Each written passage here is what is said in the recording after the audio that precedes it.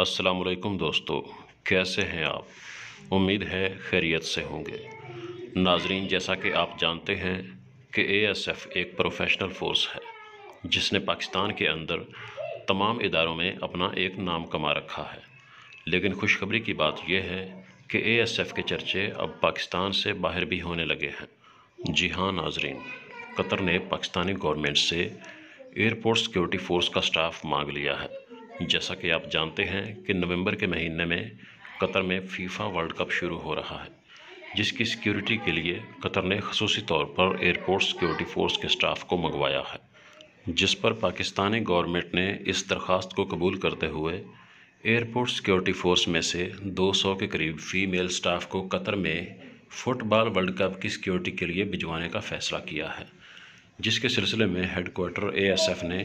Female staff کے test بھی لیے ہیں اور ان کے انٹرویوز بھی ہو چکے ہیں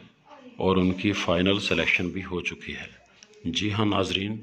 ایئرپورٹ سیکیورٹی فورس کی وردی کو آپ پاکستان میں تو دیکھتے ہی ہیں، اب آپ پوری دنیا کے پلیٹ فارم پر بھی دیکھیں گے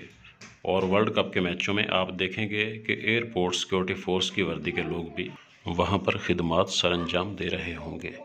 اس حوالے سے سلیکٹ ہونے والے سٹاف کو بائی ایئر آنے اور جانے کے ٹکٹ دیے جائیں گے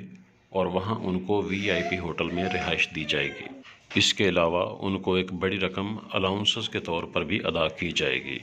اس لیے ہم آپ کو بتا دیں کہ جو نئے امیدوار اے ایس ایف میں اپلائی کر رہے ہیں ان کے لیے بہت زیادہ مواقع ہیں، کیونکہ اے ایس ایف اکثر اپنے سٹاف کو ٹریننگ کے لیے بھی ملک سے باہر بھجواتی رہتی ہے، جس کا سارا خرچہ ڈپارٹمنٹ ہی اٹھاتا ہے۔